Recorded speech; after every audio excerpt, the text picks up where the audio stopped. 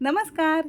नवरात्र विशेष उपवास सीरीजमध्ये मी सगळ्यांचं खूप खूप खूप मनापासून स्वागत करते. आजचा आपला उपवासाचा 6वा पदार्थ आहे. तो म्हणजे अगदी झटपट होणारा, मस्त गावरान चवीचा मिरचीचा ठेचा आणि उपवासाची आज आपण भाकरी बघणार आहोत. बऱ्याचदा उपवासाला घरामध्ये वरईच्या पिठाची भाकरी केली जाते, पण काही वेळातच ती वातूळ होते, कडक होते, खावीशी वाटत नाही. तर आज मी तुमच्यासाठी अख्खा दिवसभर जरी म्हणाल म्हणजे डब्याला जरी तुम्ही ही भाकरी नेताय तर अजिबात कडक होणार नाही, सॉफ्ट राहील. त्यासाठी कोणत्या टिप्स वापरायचं आहे आणि मस्त तव्यामध्ये झणझणीत आणि अगदी साध्या सोप्या पद्धतीत मस्त मिरचीचा उपवासाचा ठेचा बघणार आहोत. असा हा झणझणीत बेत तुम्ही सुद्धा एकदा नक्की करून पहा. चला तर मग वेळ न घालवता रेसिपीला सुरुवात करूया. रेसिपीची सुरुवात ठेचा किंवा खरडा बनवण्यापासून करणार आहोत. त्यासाठी इथे आपण 100 ग्राम प्रमाणात कमी तिखट किंवा पोपटी रंगाच्या मिरच्या घेतलेल्या आहेत.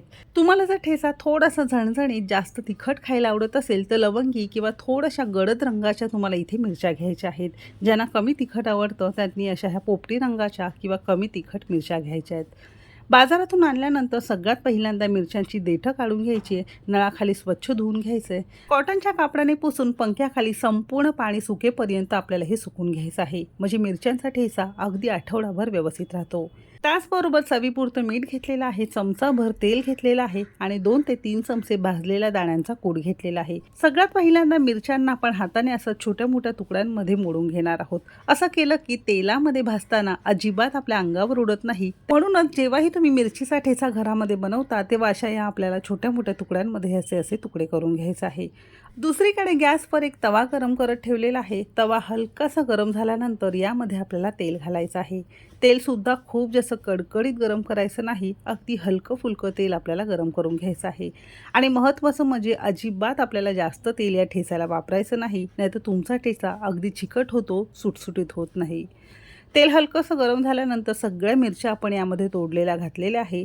आता मोठ्या आचेवर मस्त 5-6 मिनटं मस्त खरपूस रंगावर याला हलकेसे डाग येतात, पांढऱ्या किंवा हलक्या अशा तांबूस रंगाचे, ते होईपर्यंत आपल्याला हे मस्त तळापासून ढवळत भाजून घ्यायचं आहे.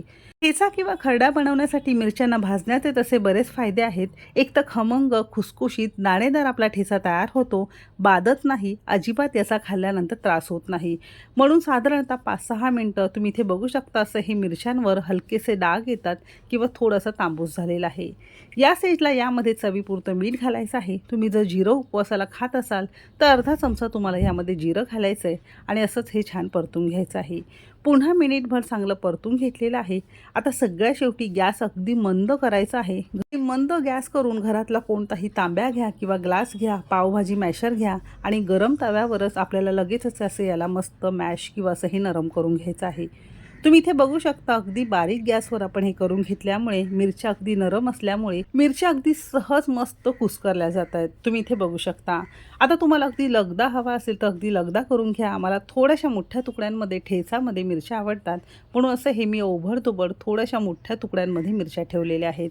सगळं तांब्याला लागलेलं काढून घेतलेलं आहे. आता पुन्हा काय करायचं आहे, मोठ्या आचेवर 2 मिनटं मिरच्यांमधलं सगळं पाणी सुकवत आपल्याला मिरच्या छान परतून घ्यायचं आहे. मोठ्या आचेवर मिरच्या अशा छान परतून घेतल्यामुळे मिरच्याच्या आतमधला पाण्याचा अंश अगदीच कमी होतो, मस्त सुटसुटीत आणि मोकळा ठेचा आपला तयार होतो, शिवाय टिकायला अगदी मदत होतो. तर साधारणतः एक 3 ते 4 मिनटं मोठ्या आचेवर अगदी तळापासून ढवळत मिरच्यांमधलं सगळं पाणी आपण इथे सुकून घेतलेलं आहे. आणि अगदी सगळ्या शेवटी आपल्याला इथे दाण्यांचा कूट घालायचा आहे. साधारणतः 2 ते 3 चमचे आपण इथे भाजलेल्या दाण्यांचा कूट घातलेला आहे. आता मध्यम आचेवर पुन्हा आपण याला चांगलं कुरकुरीत होईपर्यंत, मस्त मोकळी होईपर्यंत ही मिरची यामध्ये छान परतून घ्यायचा आहे. असा हा ठेचा तुम्ही एकदा नक्की करून पहा. एक तर चवीला छान लागतो, अजिबात तिखट लागत नाही आणि मस्त सुटसुटीत आणि अगदी आठवडाभर मस्त टिकाऊ असा हा तुमचा मिरचीचा ठेचा उपवासाचं महत्त्वाचं म्हणजे तयार झालेला आहे.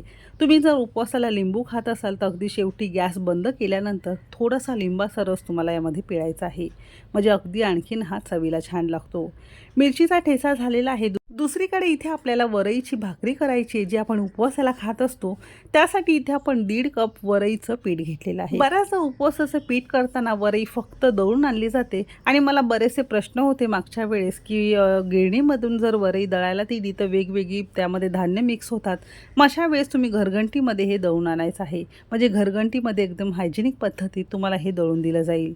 आता दुसरी गोष्ट म्हणजे वरईचं पीठ जेव्हाही तुम्ही भाकरीसाठी दळून आणताय त्यामध्ये 1 किलो वरईसाठी साधारणतः एक 100 ग्राम प्रमाणात तुम्हाला त्यामध्ये साबुदाणा घालायचा आहे. वरईमध्ये थोडासा साबुदाणा मिक्स केला की मस्त मऊसूत अशी भाकरी तुम्हाला तयार मिळेल. अजिबात ती कडक होत नाही आणि अगदी परफेक्ट अशी उपवासाची भाकरी जरी तुम्ही 8-10 तास ही डब्यामध्ये भरून ठेवली तर अजिबात ती कडक होत नाही.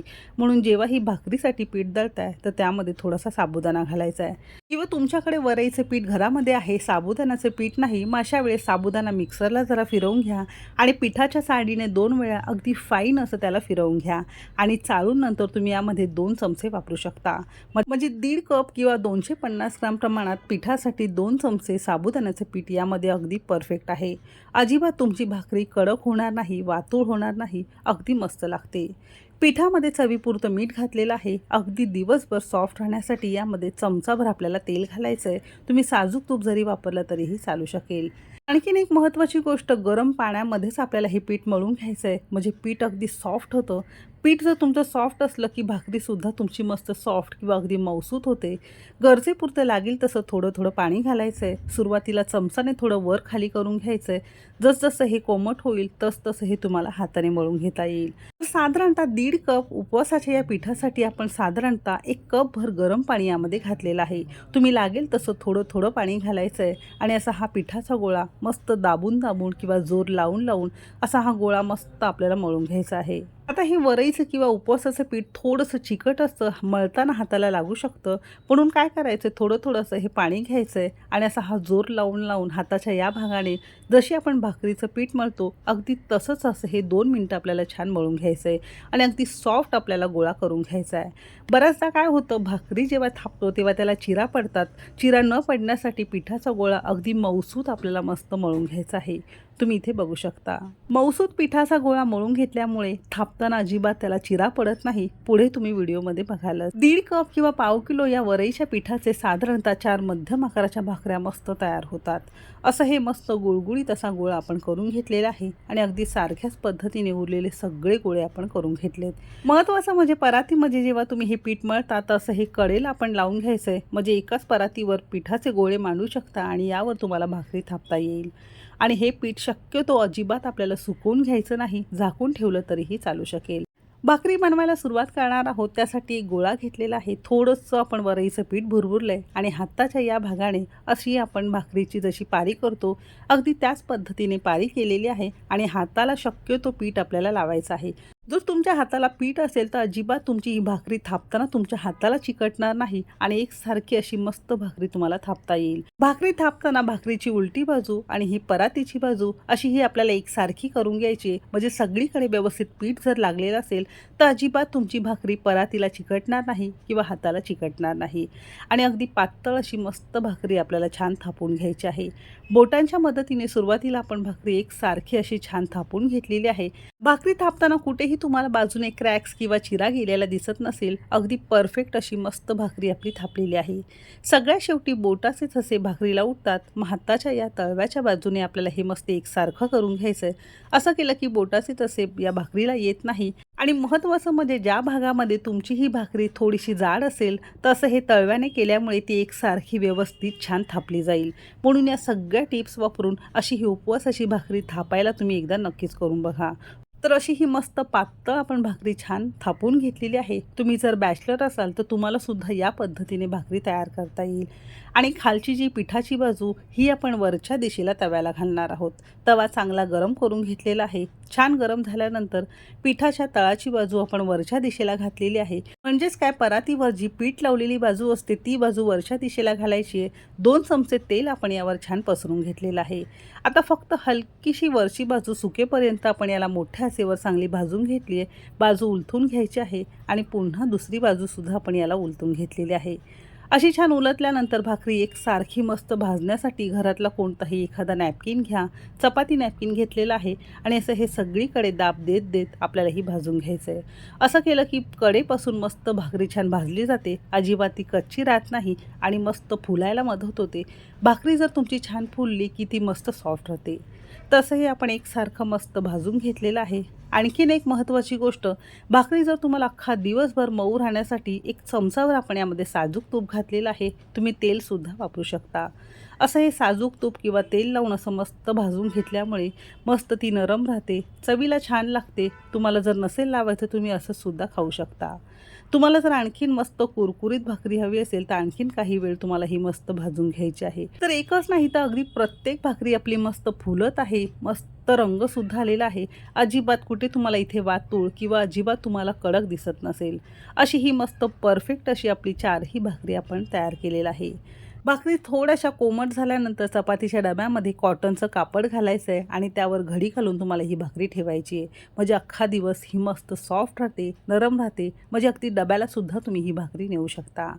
तर मस्त सुटसुटीत, दाणेदार आणि अगदी आठवडाभर स्टोअर करून खाता येणारा हा मस्त मिरचीचा ठेचा, उपवासाची भाकरी आणि सोबतच गोड दही दिलेलं आहे. म्हणजे तिखट लागलं की गोड दह्याचा चमचा तुम्हाला घेता येईल.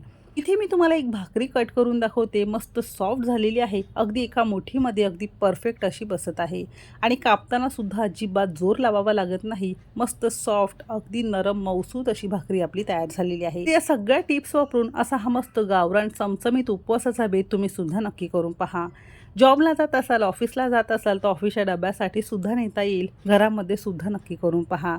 ठेचा अगदी आठवडाभर फ्रीजमध्ये व्यवस्थित राहतो आणि फ्रीजच्या बाहेर 2 ते 3 दिवस अगदी व्यवस्थित राहतो. रेसिपी कशी वाटली कमेंट करायला विसरू नका. कोणत्या शहरातून बघताय ते सुद्धा मला नक्की सांगा. चला तर मग भेटू एक मस्त आणि जबरदस्त रेसिपीसोबत. तोपर्यंत मस्त खा आणि स्वस्त रहा.